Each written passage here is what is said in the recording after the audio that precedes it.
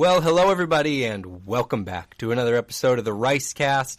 My name is Anthony Russo. I am sitting across the table from the doctor, the pastor, Willie Rice. Pastor Willie, how are you today? Doing great. Good to be here today. We met over the last week. We met a podcast fan in the other side of the state. We had our staff retreat off-site. It's the first time we've actually been back off-site since COVID. You know, we kind of shut down the traveling, but it's important to build our team and get a lot of work done. And we were, working with another church, kind of just sharing some things, benchmarking, as it were. And then we have a wonderful family that comes over there from the West Palm Beach area and told us they listen often. So it was beautiful to meet them. They actually joined our staff for dinner one night, so it was great. Got to say hi to him. He said, I know you from the podcast. And I was like, oh, yeah, that's awesome. They were telling me about how they listen. It was him and his wife.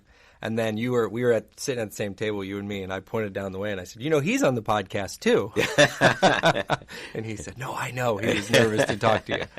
So that's when I brought you in. But it was fun. They listen. They drive over once a month. That's kind of wild. They're very committed, and we're here this week, so we love them. And it was a great chance to see them down there in West Palm Beach.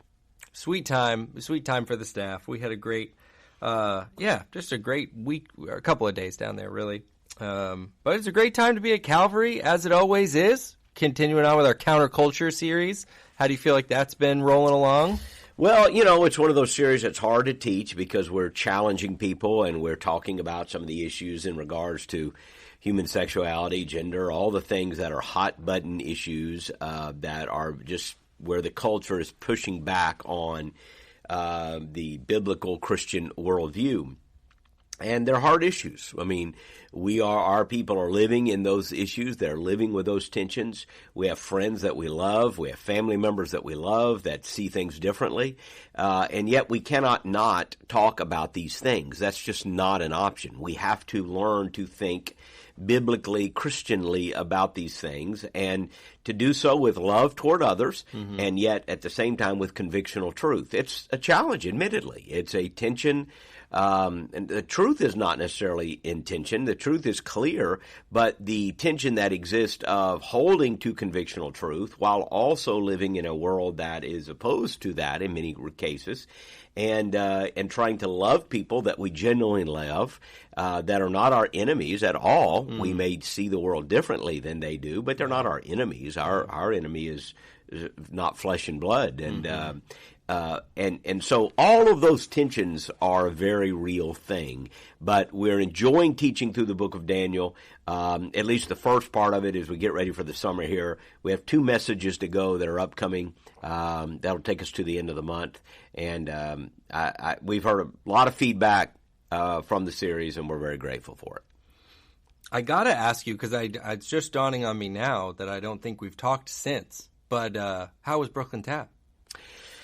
Oh, it was a wonderful experience. It's just I feel like I've been to Brooklyn so much. I want to be a kind of a second home. I love I've grown to love it, and the people of Brooklyn Tabernacle are just absolutely wonderful. They're just absolutely wonderful, and Pastor Cimbala and Carol have just become people that we love and admire and count as friends, and to be able to preach there last year, and then again a week or so ago. It was just an extraordinary blessing, one I never thought I would have, and I'm so grateful for it.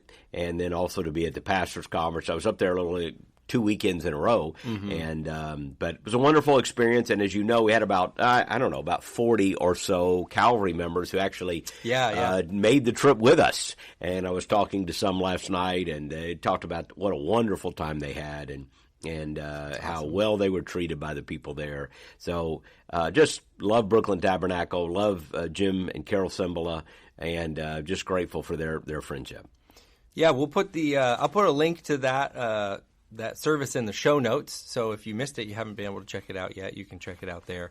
At the Clearwater campus, Pastor Dave Rice was fighting through power outages all morning and plowed through like a champ. I mean, he was not letting it slow I think it him was down the at Clearwater. I don't know about the other campuses. The Clearwater had a lot of power issues that day because apparently there were weather issues. And I'd like to say I knew that was coming, and so I handed that one to him, but that would not be true. And there were weather issues in Brooklyn, but they didn't lose power. So maybe the power sources in New York are more solid. But anyway, that happens once in a while, and you just got to fight through it. Yeah. And it was a great service that weekend at all of our campuses. Heard great reports. Well, we're coming up now on this week, and we are just a few days now away from Mother's Day. Pastor Willie, that's a big holiday. It's a big day. Yeah, it's a big day. Got to make sure you got your gifts lined up. For some of us, we got to now get for our moms and our wives who are moms. Right. You got to make sure, don't lose sight of one or the other. You got to keep it both there, yeah. And it's a great day. May is such a fun month. We celebrate Graduate Sunday here in a couple weeks. You get Memorial Day, which is kind of the start of summer, really. And then, but Mother's Day is a highlight. It's to me, you have Easter, and then a few weeks later you have Mother's Day, and they're just both big Sundays, big crowds, a lot of enthusiasm, and so we're looking forward to it, and I hope that if your mom is still alive, and then certainly this is a great opportunity. We want you to celebrate with Mom if you can, and talk to your mother, all those kinds of things. And at church, it's a wonderful time. I always say, knowing Mother's Day, there's a lot of people going through a lot of different things. And while it's a day of rejoicing for some, it can be a hard day for others. And and yet it's good and right that we stop. This isn't what you tend to think of as a biblical or religious holiday. Sure. It is like Easter and Christmas, or because of theological, biblical reasons. Right. This is a secular holiday, but it's one that, like Thanksgiving, is rooted in a very biblical concept where we're supposed to honor our fathers and mothers. And so my understanding of it went back to a town in West Virginia. I don't know if that's true. That honored. Wow. I was told it was the founding town of Mother's Day. I don't know if that's true. I haven't done advanced. I was told that by a man from West Virginia. So, now that I say it, it's possible. But West Virginia, not known for much. Maybe grasping at a straw here potentially, but it could be true. I was told Grafton, West Virginia was the founder, or the origin of Mother's Day. Where Mother's Day But started. Maybe not. Maybe I should have checked that on Wikipedia before I came on. I will say this. You know for sure it started somewhere, and then all the moms heard about it. That's right. And were like, wish you loved us like they did in Grafton, West Virginia. Exactly, and it immediately spread across. It took 1 year, and everybody, once one did it, everybody. It's like the first person to do the Facebook shout out. It's like once it happened once, we're all in it now. Yeah, we're all in it. So Mother's Day, special day. And again, a lot of people may be grieving the loss of a mom. Yeah. Their mom's in heaven, and they're not able to think of this day in the same way. And so it brings back a number of emotions. But we can rejoice with those who rejoice and grieve with those who are grieving all at the same time. And it is a day for rejoicing, to be able to say thank you for all that moms have done for us, which they're heroic. We know that. And so it's a day to honor those to whom honor is due. Absolutely. And I want to talk some about what you started to get into, but before we do, it is interesting, not an inherently spiritual holiday like you were pointing out, but yet we were just meeting yesterday. You can see the spiritual influence of a mother is just undeniable. When we were talking through different scripture texts, there's the classic text in 2 Timothy 1, and where Paul writing to Timothy and talks about his sincere faith, and then he says, "But it also lived in your grandmother Lois, in your mother Eunice, and now lives in you." So there you have. And this is still early in the Christian movement, but you have 3 generations even then of spiritual influence. Yeah. Grandmother, mother, and not mentioning the father or grandfathers there leads one to speculate, as many have, that maybe the fathers in that equation were not great spiritual examples. Maybe Timothy's father was not a Christian. Who knows? That's an argument from silence, of course, which isn't a proof by any stretch. But the fact that Paul mentioned specifically, it lived in your mother, it lived in your grandmother. And so it reminds us that, mothers, grandmothers, they have great influence, and they are instrumental in passing the faith along to subsequent generations. Yeah, and I think it's been a couple of years, but we talked some about even your family's history, Pastor, about the your mother's impact on you and as a spiritual leader in your community and your family. I wonder if you might share a little just about that. Well, shout out to Mom, and I'll be able to spend a little time with her this weekend and before Mother's Day. Both my mother and father are Christians. They're believers, as both my grandfather and grandmother on her side were. I didn't know my grandfather on my father's side. He died when my father was still young, but my grandmother Rice I knew. But when you think about Bible teachers, and my dad has taught some classes, so I certainly don't want to overlook that. He certainly has taught in a variety of settings. But my mother has been a Bible teacher for as long as I can remember. She was teaching somebody somewhere.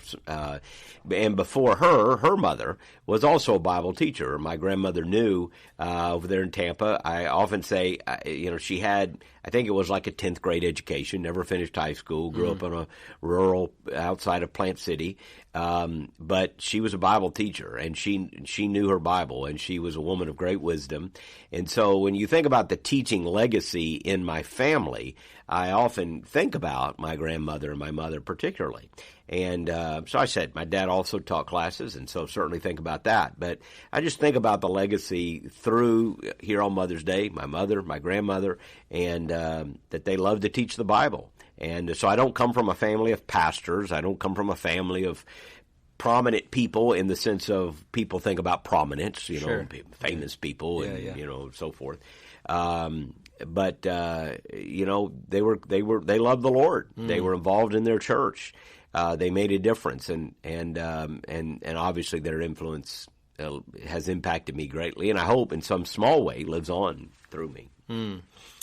That's sweet. Like I said, I know you've shared that before. But my mom is still alive, by the way, in Wales. I said I'm going to be with her. I already said that. Didn't want to make that sound like the past tense. Sure, yeah. But my grandmother passed away a number of years ago. But no, they have a great influence in my life. I'm very grateful for them. Well, and I just can't let you be ahead of me by this much in the mom shout-out department. So shouts out to Sue, mom. They would not like it in Grafton, West Virginia. No, we have to honor the great tradition set before us. Sue shouts out, big podcast fan, Pastor. Listens to our podcasts all the time. Sue, happy Mother's Day to you. That's right. Shouts out to my mom as well. I wanted to talk about, you started to talk about this, but I thought we might just take a moment, because one thing we've said on the podcast here is that it gives us the chance to do some things that you can't do as much on Sunday morning. You have time to worship, and we want to teach the word, and you just sometimes don't have all the time to do all the things. So I wondered if you might share a word for people for whom they're coming at this Mother's Day from some different places. And you touched on a few of them already. So I'm just thinking of if you're a listener and this is where you find yourself, or maybe it's a good word you can share with somebody who finds themselves in this moment, this week, and as they approach this weekend. I'll start with, one you kind of already touched on. Maybe this is a Mother's Day for someone who has lost a mom recently. Maybe this is their first Mother's Day without their mom. What would you say to somebody in that place this year? Well, again, as you said, there are a lot of people going through really difficult situations. And Mother's Day, I hope it's not painful, but I suppose it could be painful in some ways, just like Christmas can be painful for people who are suffering a loss for the first time or something else. And I think the thing to do for anybody in that situation is not to run and hide again, who am I to talk about being an expert on grief? But I think the way to heal and move forward is not to push grief to an edge and ignore it. It's almost to embrace at times the pain and the heaviness. And for people who have lost a mom and Mother's Day it kind of comes back again. I would say let it come back. Again, one of the most profound things I ever heard on grief was written by C.S. Lewis in his book, A Grief Observed. And he said, grief is real because love is real. The fact that the reason it hurts so bad is because we love so well.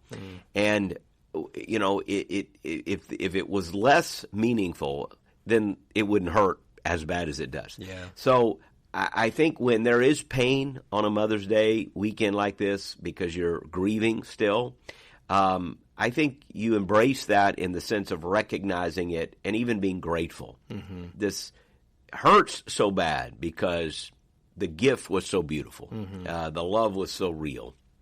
And this person's presence in my life.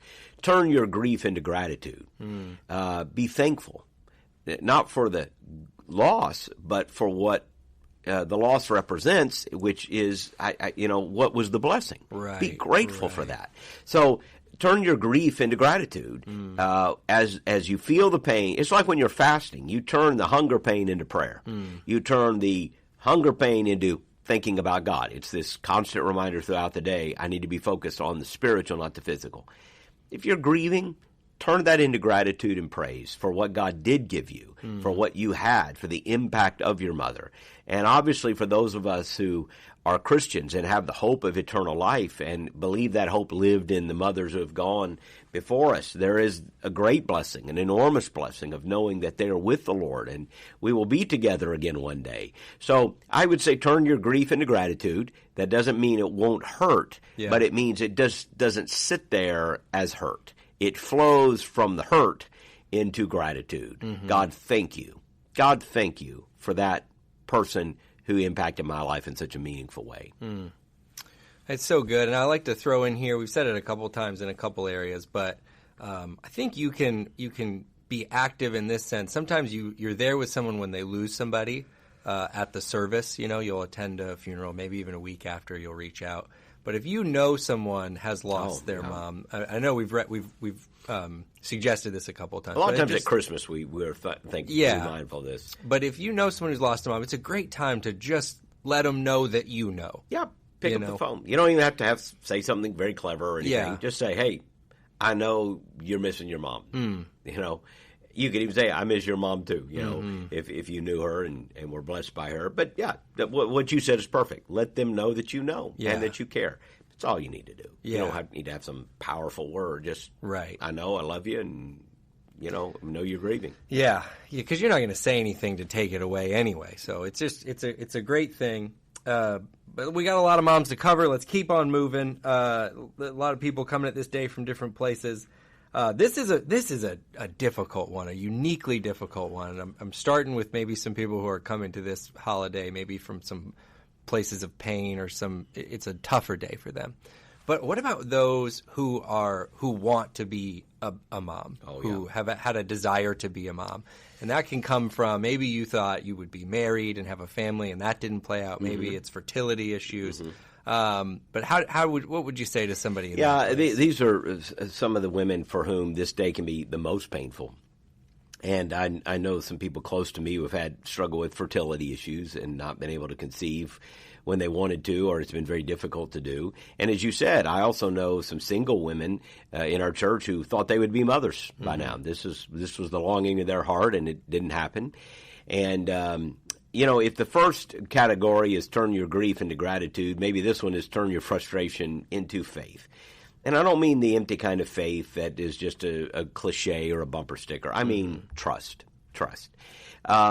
The Bible never promises us that on this side of heaven all of our desires will be fulfilled, that every blessing will be ours. But in Christ we have every blessing. And Christ has to be our ultimate fulfillment. So in these moments where you feel the barrenness and the emptiness, just put your trust in the Lord. Seek to find your contentedness in Him, your joy in Him, and you trust Him. You trust Him for your todays and your tomorrows.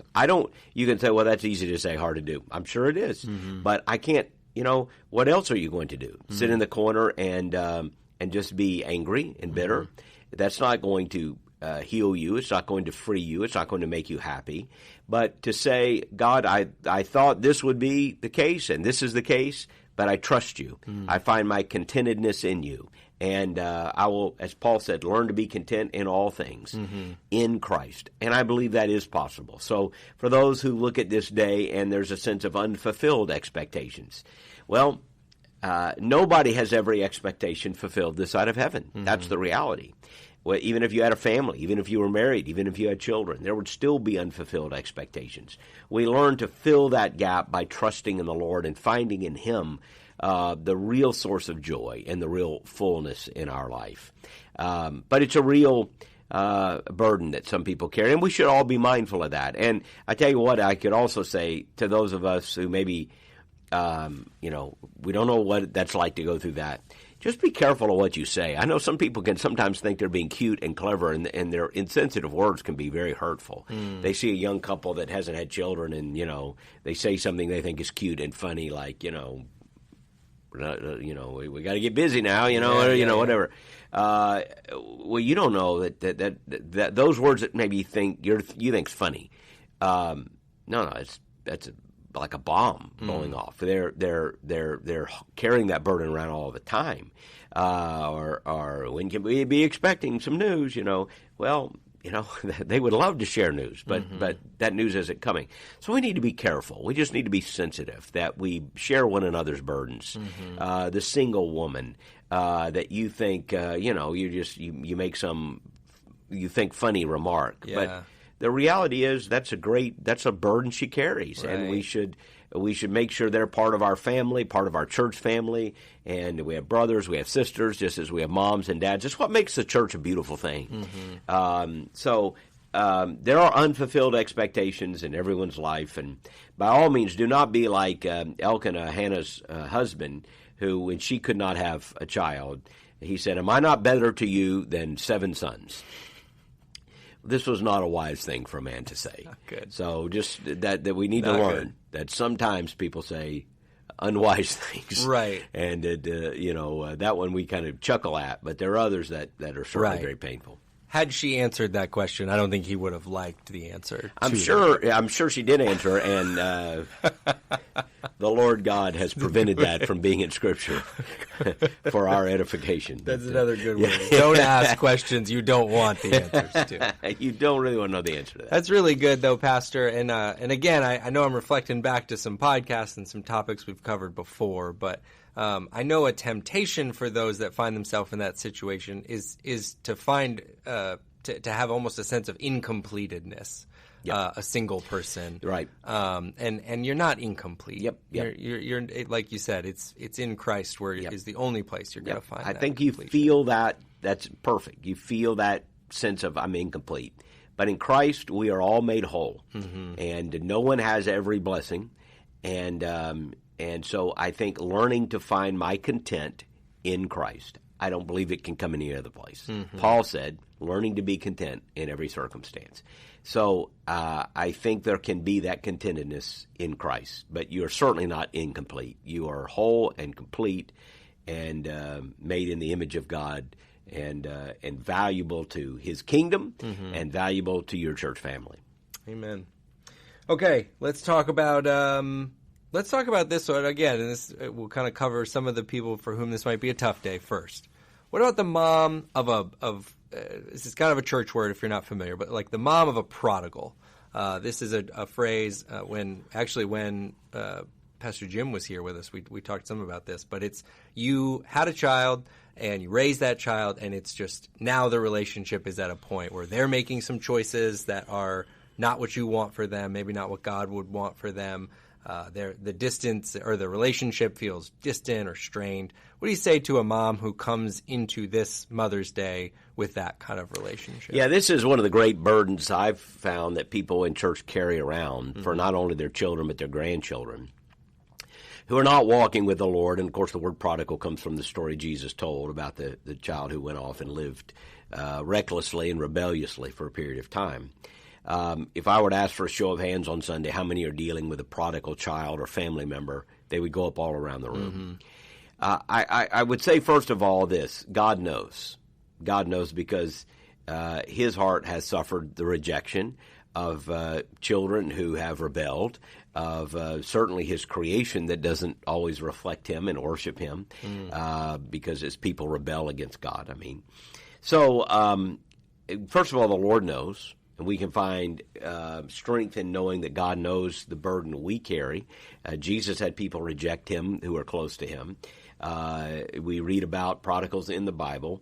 I think there's an inordinate amount of blame, and maybe mothers carry even more of that sense of blame around than fathers do. Not that they share more, but they may carry more. And it's a sense of, what did I not do? How did I not reflect what it meant to follow Christ? Here's the reality. None of us are perfect. If it took a perfect parent to raise a follower of Christ, then there would be none, because all parents have fallen short of perfect parenting, and we do so on a regular basis. You can't carry the burden and shame for another person's choice around. You can only carry the conviction for your choices.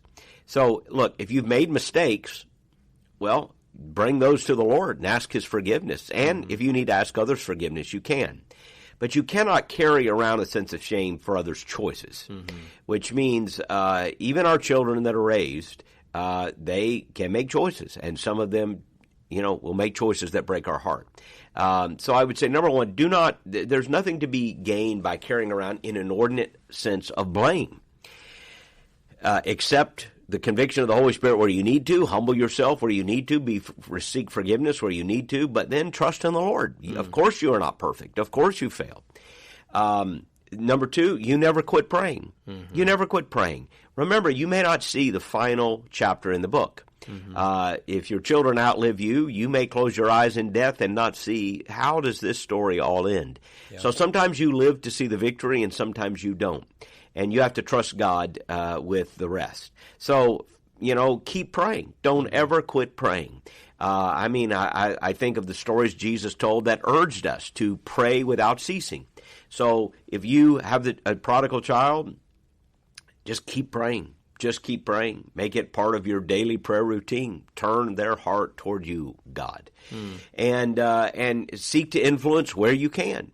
As much as you can, you want to be involved in a prodigal's life. You want the door to be open. Now, I get there are a lot of complexities and issues where sometimes boundaries have to be drawn. Yeah. But you want influence. You want proximity so you can have influence. And so you try to maintain those relationships. You try to be the voice of Christ. You try to demonstrate the love of Christ. And where you can, share the truth of Christ. So don't give up is what I would say. Yeah. Don't give up. You trust God. You do the best you can do. You trust God with the rest. And that's just what we have to do sometimes. Yeah. Yeah, it's a good word. And I didn't hit me till just now, but even I'm just familiar with this phrase of when you say I have a prodigal in my family or something. But even baked into that story is the prodigal comes home at the end. The prodigal experiences a change of heart. And like you said, I know we don't always see that, but it should come with a sense of hope that it's possible. Absolutely. The very story is a sense of hope. And yet, to keep adding verses to it, the older child in that story was not manifesting the character of the father, and the story kind of ends on a cliffhanger. Yeah. We don't ever know whether the older brother came in or not. Right. So, the stories are not over for your kids. So keep praying, keep influencing, and many, many people can share stories about how prodigals have come home. And when they don't, we trust in the Lord, we pray, and we trust God with what we cannot control. It's good. Okay, let's move on to this one, and this is close to my heart. We were here not too long ago. Let's talk to the new moms, Pastor. This is a mom maybe in the last year experiencing the joys. 911 is a number you will want to joys learn. Of the first year, maybe the first few years of parenting. Any thoughts for the new moms? I often see the new moms around here carrying the kids in, one on the hip, one being towed, one being chased. It's one they haven't seen in 12 hours. They're asking around. You're asking around. And I honestly go, how do they do it? You know, and I know we did it. And of course, my wife says, you didn't do it. That's why you don't know. I don't know how some moms do it. I honestly do not know. This is a hard time. It's a wonderful time.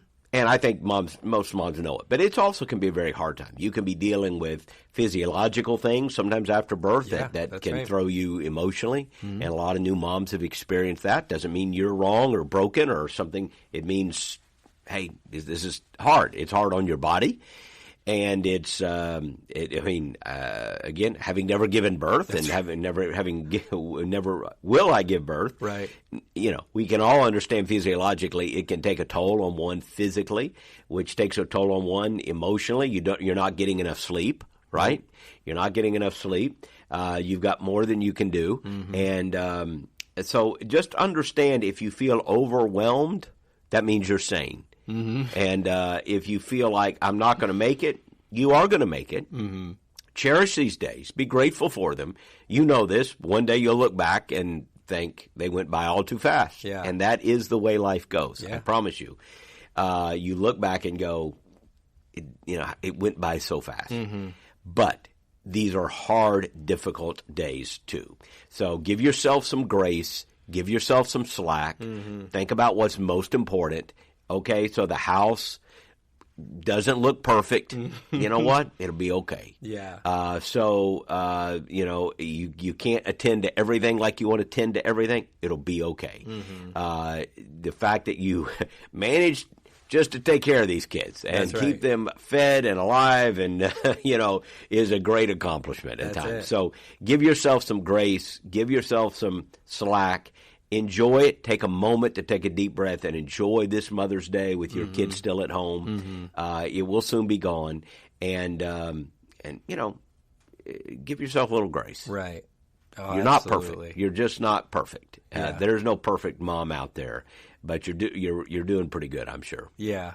Yeah, that's it. And it doesn't feel like it. I remember, like I said, we got a 5-year-old and a 7-year-old now, but I distinctly remember Rach putting them in the cute outfit, taking them to church, and then they throw up all over it the second we get there, and they're in one of my T-shirts. And one of our stories you got to be a part of by proxy, one Mother's Day, we locked a kid in the car at church. Oh, wonderful. If you remember that. I don't remember. We ended up, my mom ended up grabbing Cheryl in the hallway. This is Mother's Day morning. I had to run in and start doing stuff in here, and Rach was getting everybody out of the car, and one thing led to another, and stuff got spilled. Somebody threw up, and a kid ends up locked in the car here at church. And of course, we have the Clearwater PD right here. And let me just tell you, it doesn't always go the way you draw it up. When you're a new parent, it doesn't always go exactly the way you draw it up. We left one of ours at church one time when we were we didn't live far from the church where we pastored in Alabama, and I think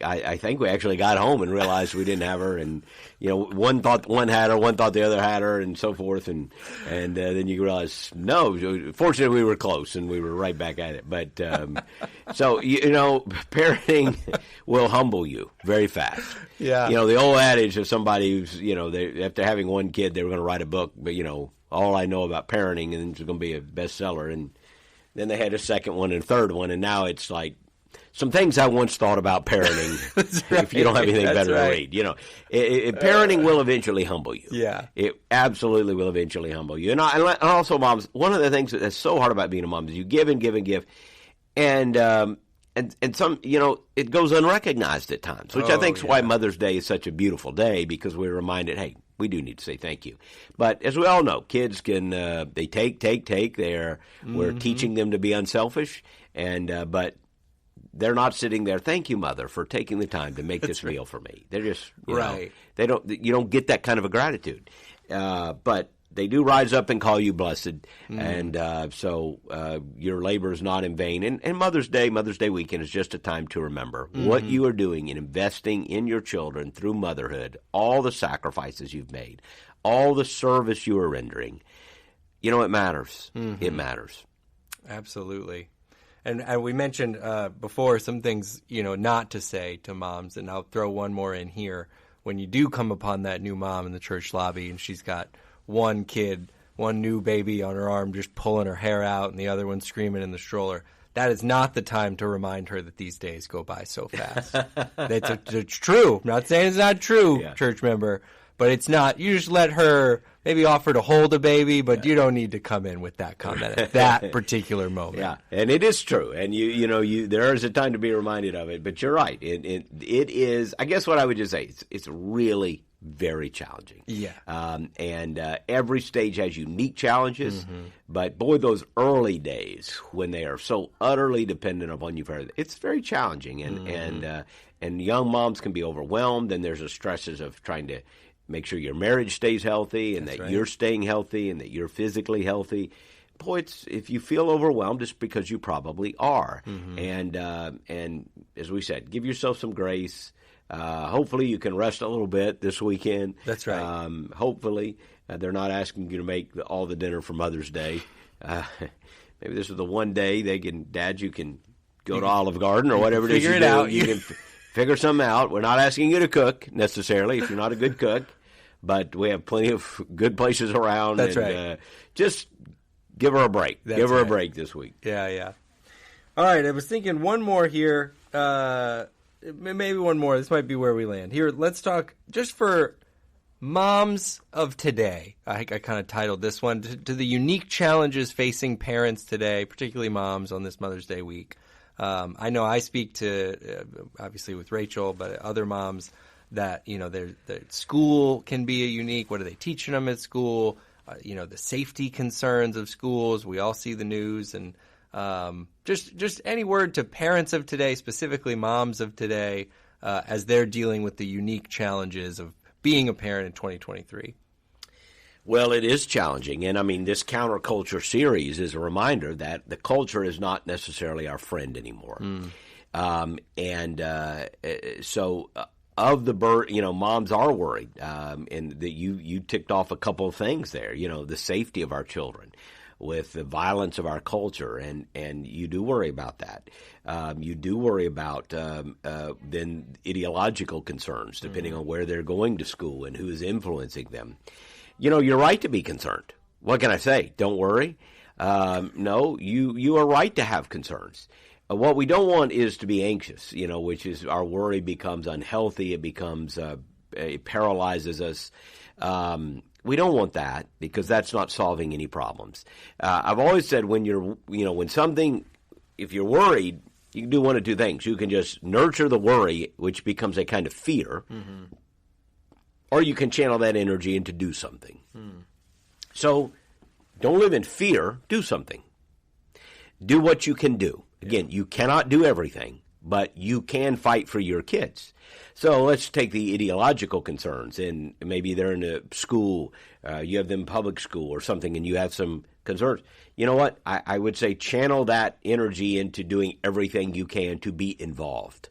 The more proximity you have in your child's life, and I'm not talking about the helicopter parenting phenomena of being, overly controlling, but there is a good sweet spot, and it's not being passive and indifferent. Yeah. So I think, and good schools want parents to lean in, right, and ask questions. Go ahead and ask questions. Yeah. What books are your kids reading? Absolutely be proactive on social media. I think one of the real challenges for parenting today is I think about what would it be like parenting today different than when I was parenting a few years ago. I think it's the social media. I think obviously the onset of cell phones has actually, you can correlate the mental health issues among young people. And look, you cannot, I should say it's very difficult to live in a world without that technology. It can be done, as Amish people do, and you can get rid of a TV, and I'm not saying you shouldn't, but it's very difficult. Yeah. To some degree, we live in the world and should not want to be a part of it. If you give your child a cell phone, to me, this is one of the things that every parent should. It's almost like giving them a gun. Now, and again, I know people have different opinions, but there's, we have a right of gun ownership in America, and plenty of parents have trained their children, in hunting or gun safety, but no good parent would allow a child to have access to a gun without extreme training and or precautions. You just would not do it. And the same reason you wouldn't give a child a beer or something. And yet I'm not sure that the cell phone is more dangerous than either of those because of the ideological concerns. So does that mean they're not going to have a phone? Well, I would put it off as long as possible. We could do a whole podcast on this, I suppose. And there are people probably better, they're greater experts than I am in what to do with this. But one, I would put it off as long as possible. I mean, I literally would. You want to be kind of the last parent giving in and getting your kid a smartphone, not the first one. I mean, really, I would just, and then you want to monitor it. You want to limit it. There are ways to do it because influences on TikTok and Instagram and all the other social media sites can be pernicious. They can be dangerous. So parents, you absolutely have no responsibility to give a child unmitigated access to the World Wide Web without interference. And if they say, well, that's my phone. No, it's not your phone. It's my phone. I'm letting you use it. I'm the one paying for it. Right. All right, I'm the one paying for it. Right. That's my phone. No, it's my phone. I'm letting you use it. That's the way to deal with that. And therefore, I get to look at what you're doing. I get to look at your browser history. I will. Your kids actually want this. They will need it. And again, you're the social media expert, so we need training in our student ministry. We need training to parents on how to do this, because it's just going to be a constant battle. It isn't going to be I do one thing, download one filter, and boom, now I can rest easy. I think it's just if in this day and age, you have to be proactive. And then when you talk about like safety issues, even at school, well, again, you can sit there and be afraid, or you can be proactive, which is again, how do I help make sure my school is as safe as possible? Are there things as a parent I can do? Are there involvement issues? Are there training issues? We cannot live in a world without evil, not until the Lord comes back, and so there will always be worries. But we can either allow those to fester into paralyzing fear, or we can turn those energies into efforts to try to make a difference. And that's what we have to do. That's what you have to do as a young parent. That's so good, and even just boiling it all down to that, the worries, fears, concerns, they can paralyze you, or they can bring you to the awareness that this is you're here for this. You're the best person suited to care for this child of yours. Whether it's your kid, or I know we have a lot of foster families at Calvary. Whether you're stepping into that situation, like be motivated and activated by those things. Be activated. Yeah, you can't be passive and parent well. You just have to be active, and you can't want to be your child's buddy in the sense that they just love everything you do. Discipline and leadership means you have to do some hard things, and otherwise, a lot of them would never go to school, right? They wouldn't take a bath or something. So you have to parent, which means there are things we do, and when it comes to, again, we got on the cell phone issue, but that's just such a big one. Oh yeah, you need to limit that, and we need more training. Admittedly, and we need more training. But as a parent, again, don't wait. Go get the right training. Go on the line. And how do I parent through smartphones? How do I limit the use of those phones? How do I limit the apps? How do I monitor what they're watching and who they're listening to? Don't be embarrassed by this. Don't be embarrassed by this. You have to do that today. You have to do that. It's just, that's the price of letting your kid have access. Because believe me, that we're not overestimating the danger of this. Oh, for sure. Yeah. I mean, you hand your kid a cell phone, it's like you've handed them a loaded gun. Now, I know families that would give a loaded gun to a 12-year-old because that child has been trained in proper safety. And parents would say, I've given them a rifle, we go hunting, and I've given them a loaded weapon, and they have been trained. And I'm sitting there as a parent right there watching them. Okay. But you wouldn't give that to someone untrained, unsupervised, imbalanced. It's the same thing with a phone. You're going to have to train. You're going to have to put rigid guidelines on it, and don't be afraid to say no.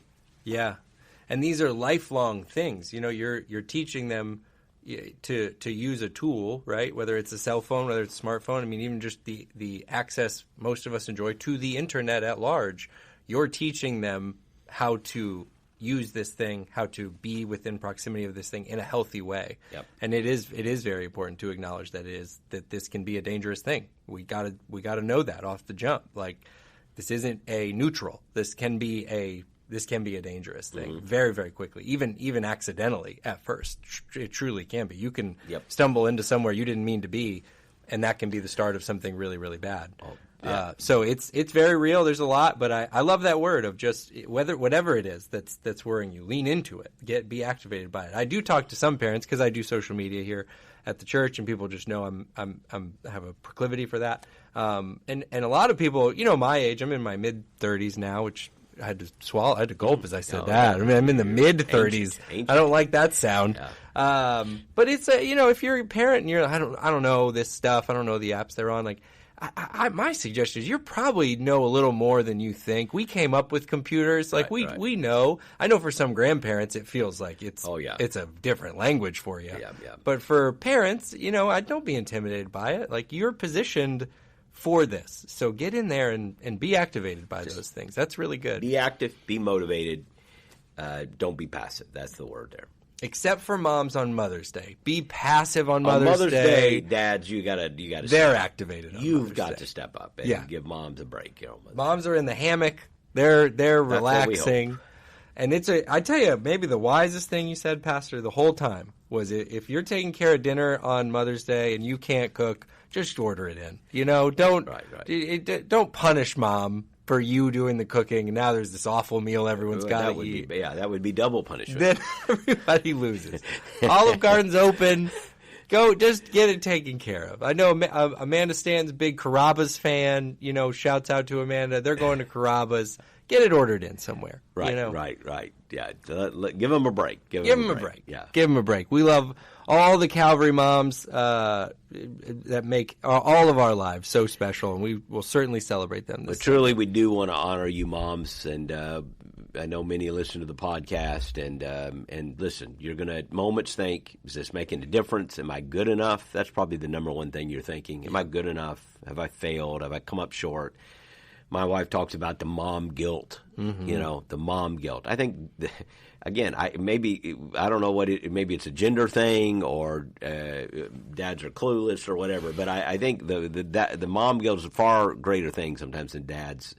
They just feel it, and when they shouldn't feel it a lot of times. Listen, we love you. We thank God for all of you, what you're doing. It makes a difference. And you don't get to see it every day. You get glimpses of it here and there, and take the glimpses and the joy. But you'll see it one day. You will see it one day. And so be faithful. Know that you are an important part of God's kingdom, an important part of passing the faith along and extending the faith and the kingdom. And just as Timothy's mother and grandmother influenced him to be a great and godly leader, you are influencers of the highest order, greater than any Instagram, TikTok influencer there is. For your kids, when those influencers of today are forgotten, they will still remember your influence. That will last for years. And you're not perfect. You don't have to be. You don't have to be. That's the good. You don't have to be. God just can use you, and you're making a difference as you serve Him. We love you. We hope you feel honored this weekend, and hope you're at Calvary. And I believe the weekend will be a great encouragement to you. It's going to be fun. That was so well said. We'll wrap up there, and we'll be back here with another podcast very soon.